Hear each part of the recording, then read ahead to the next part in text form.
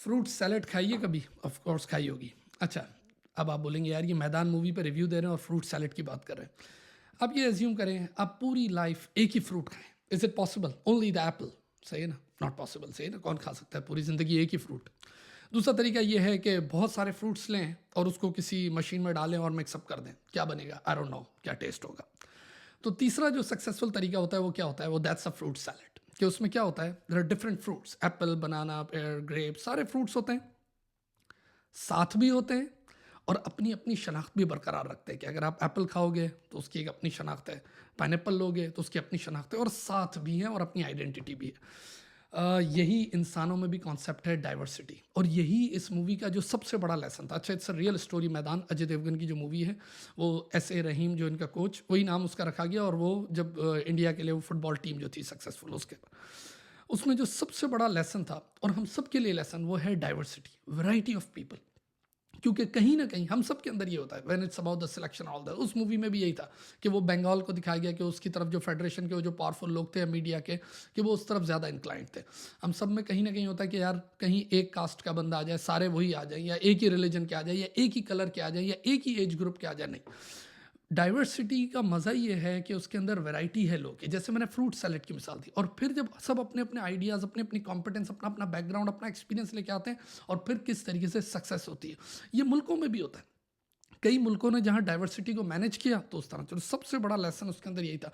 और ये होता है, ये नॉर्मली अपर लेवल पे कहीं ना कहीं बायस्ड हो जाते हैं लोग, क्योंकि ये जो दिखाया गया अजय देवगन, उसमें वो कोच दिखाया गया कि जो फील्ड में जो कैप्टन, वो जो प्लेयर्स था उनको लीड कर रहा था, लेकिन उसके ऊपर ज़ाहिर है फेडरेशन, प्रेसिडेंट, मीडिया, उन सब का प्रेशर, और उसमें लोग बायस थे। और ऐसा कई दफ़ा होता है और फिर लॉसेस की तरफ जाते हैं। दूसरा जो बड़ा अच्छा लेसन था, आप बोलेंगे सिर्फ लेसन ही लेसन थे या कोई एक्टिंग वगैरह भी थी? अजय देवगन था यार, एक्सलेंट एक्टिंग। यानी मेरा ख्याल है कि इससे अच्छी एक्टिंग इस पर्टिकुलर रोल के लिए इज नॉट पॉसिबल, सही ना? किसी और से पॉसिबल, क्योंकि आंखों से एक्टिंग करता है। बीमार आदमी दिखाया, कैंसर था, पैशनेट दिखाया, हार्ड वर्क इतना, तो एक्सेलेंट मूवी। यानी दूसरा जो बड़ा ज़बरदस्त जो मुझे उसका डायलॉग पसंद आया, वो था टीम वर्क पे। कि उसने कहा कि even the world's best player, कोई भी फुटबॉल का प्लेयर ले ले, कोई बेस्ट प्लेयर भी हो, requires 10 more people, 11 more people. यानी उसको भी एक टीम चाहिए।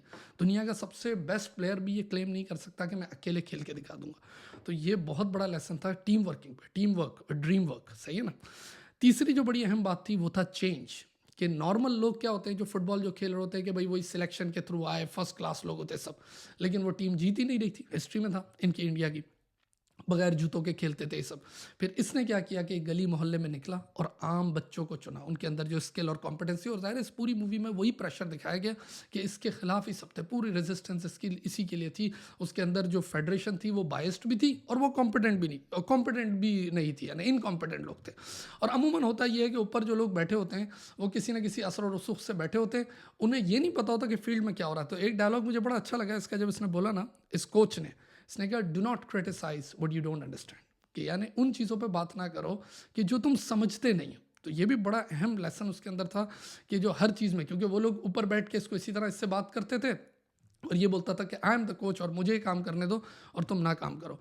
देखने वाली मूवी है। बाकी जो ज़ाहिर है उसके अंदर जो और अहम बात थी वो थी पैशन, सही ना? जो उसका पैशन था कि वो आखिर तक, और वो रियल स्टोरी में भी यही है कि वो उनको इंडिया को जिताने के बाद 9 महीने बाद ये रियलिटी में मर गया था बंदा। तो वो आखिर तक वो लगा रहा, पैशन, हार्ड वर्क, और वही है ना, do the work you love and love the work you do. तो वो वही उसका जो पैशन था वो उसका प्रोफेशन बन गया। उस चक्कर में उसने अपनी फैमिली को भी बहुत सेक्रीफाइस किया। यानी ओवरऑल बाकी जो फालतू फिल्में अब आती हैं ज़ाहिर है उसमें वो कहीं लड़ाई झगड़ा मार धाड़ ये है, ऑल्दो टाइम पास तो वो भी होती है, लेकिन इसके अंदर एक्टिंग भी बहुत अच्छी थी, लेसन भी था, इमोशनल मूवी थी, टीम वर्क, चेंज, डाइवर्सिटी, सीखने का ही बहुत था, और यानी it's a good time pass. तो मैंने कहा मैं आप लोगों के साथ शेयर करूं और अपना बहुत सारा ख्याल रखें। यानी ये सारी चीज़ें वो हैं जो देखने के बाद अप्लाई करने वाली भी, कि यार इस तरीके से अप्लाई किया। और ये मैंने अभी आपसे कहा कि इट्स अ रियल स्टोरी, ये रियल हुआ था सारी चीज़ें। अपना बहुत सारा ख्याल रखें and you have a great day now. Thank you.